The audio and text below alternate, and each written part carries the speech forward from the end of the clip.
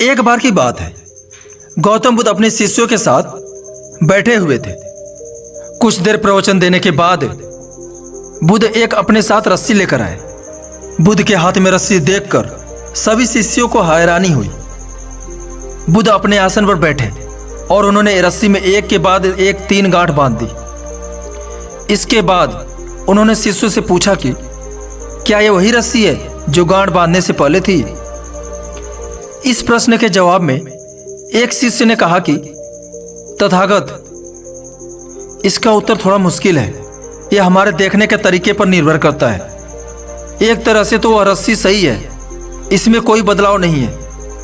एक अन्य शिष्य ने कहा कि अब इसमें 3 गांठें लगी हुई हैं जो कि पहले रस्सी में नहीं थी।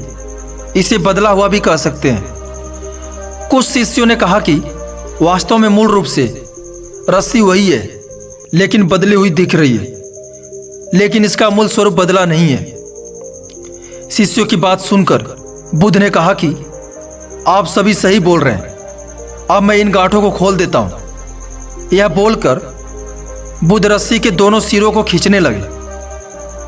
बुद्ध ने पूछा कि क्या इस प्रकार रस्सी की गांठें खुल जाएगी? सभी शिष्यों ने कहा कि नहीं, ऐसा करने से तो गांठें और ज्यादा कस जाएंगी, इन्हें खोलना और मुश्किल हो जाएगा।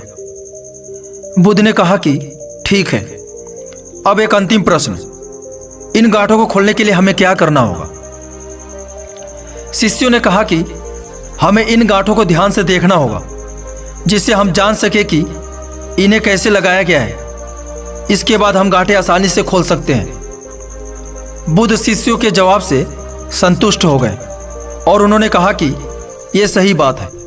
हम परेशानियों में फंसे रहते हैं और बिना कारण जाने ही उनका हल खोजने लगते हैं, जबकि हमें पहले समस्याओं के मूल को समझना चाहिए।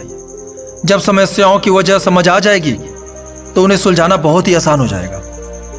दोस्तों, लाइफ में भी कोई भी फैसला लेने से पहले उन्हें ठंडे दिमाग से सोचिए, कोई ना कोई हल जरूर निकलेगा।